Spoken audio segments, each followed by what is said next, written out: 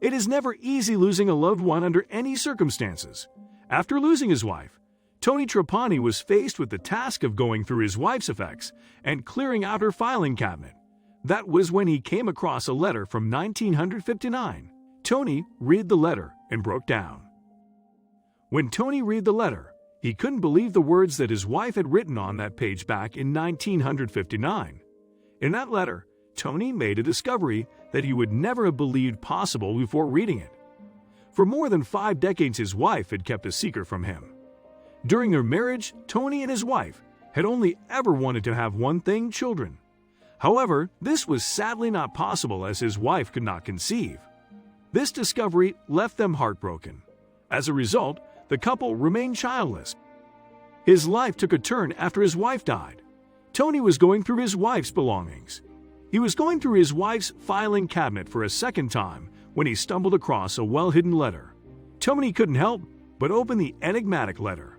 The postmark on the letter was from March 1959, and the letter had been to him. Tony was curious as he had never seen the letter before in his life.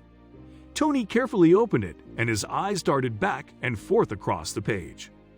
He sat in silence as he read the secret she had kept from him.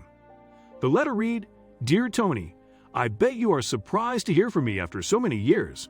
I was just thinking about you tonight, like so many other nights, but I thought I would write you and find out how you are." The message wasn't from his wife, but from a girl he had dated before he married his wife. The following paragraph turned his world upside down as he read his ex-girlfriend's words. "Tony, please don't be angry or surprised to hear this. I have a little boy. He is 5 years old now, gray eyes and beautiful black hair. What I am trying to say, Tony, is he is your son." Tony was dumbstruck. The letter ended, "Please, Tony, if you can find it in your heart to forgive me, please come and see him. Every day he asks me where is his daddy, and believe me, Tony, I can't even answer him anymore. I would be forever grateful to you if you would just see him. I'll close now, hoping and praying you will answer." Tony and his family all believed that his wife had found the letter and read the contents. She had then decided to keep the truth from him and hid the letter behind the drawer. Now that he knew the truth, Tony set out to find the son he didn't know he had. However, Tony had no idea that there would be more revelations along the way.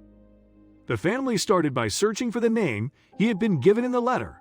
His girlfriend, Shirley Childress, had told Tony that her son was called Samuel Duane. Tony's sister, Arlene Schult, had an idea. She began to search for connections to the child using Facebook. Samuel Duane Childress, meanwhile, had grown up in Pennsylvania and had often spoken to his mom about his absent father.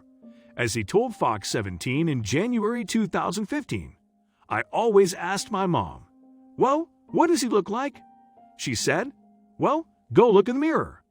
And Childress knew that his mom had written to Trapani, telling him that he was the father of her then 5-year-old boy.